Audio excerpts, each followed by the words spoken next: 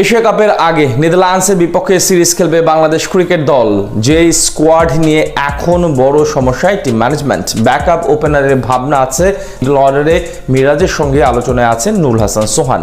Pace unit নিয়ে চলছে চুলচেরা বিশ্লেষণ। সব মিলিয়ে নেদারল্যান্ডসের বিপক্ষে কেমন হতে পারে টাইগারদের স্কোয়াড, জানবো রিপোর্ট। এশিয়া কাপের বাকি আরও প্রায় 1.5 মাস। লম্বা সময়ের মাঝে আন্তর্জাতিক ম্যাচ না থাকায় কিছুদিন আগে হতাশা প্রকাশ করেছিলেন টি-20 অধিনায়ক লিটন কুমার দাস। তবে এবার সেই দুশ্চিন্তা কেটে গেছে। আগস্টেই নেদারল্যান্ডস আসছে বাংলাদেশে, যেখানে দুই দলের মাঝে হবে 3 ম্যাচের টি-20 সিরিজ। আর এটি হতে চলেছে এশিয়া কাপের পূর্বে শেষবারের মতো নিজেদের ঝালিয়ে নেওয়ার সুযোগ।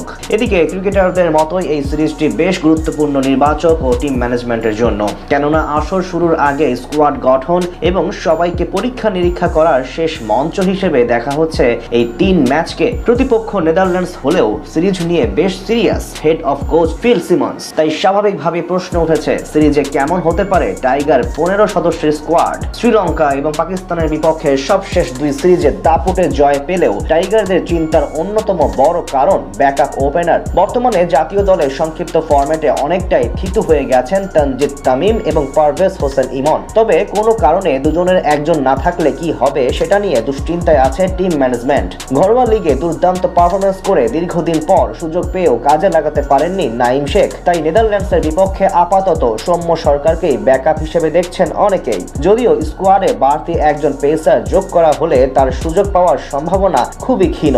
3 নম্বরের জন্য থাকবেন অধিনায়ক লিটন কুমার দাস।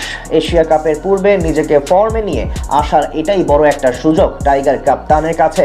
এরপর মিডল অর্ডার নিয়ে আছে বেশ কিছু প্রশ্ন। শেষ 2 সিরিজে এখানে তাওহিদ হৃদয়ের সঙ্গে দেখা গেছে অলরাউন্ডার মেহেদী হাসান মিরাজকে, কিন্তু দুজনের একজনও তেমন ভাবে পারফরমেন্স করতে পারেননি। তাই এখন গভীর চিন্তায় নির্বাচকরা। বিশ্লেষকদের মতে হৃদয়কে রাখা গেলেও মিরাজকে বাদ দেওয়া উচিত টি-20 স্কোয়াড থেকে। তার পরিবর্তে অনেকে এখানে নুরুল হাসান সোহানকে দেখছেন। শেষ 2 বছরে ঘরোয়া লিগে দারুণভাবে প্রমাণ করেছেন এই উইকেট কিপার ব্যাটসম্যান।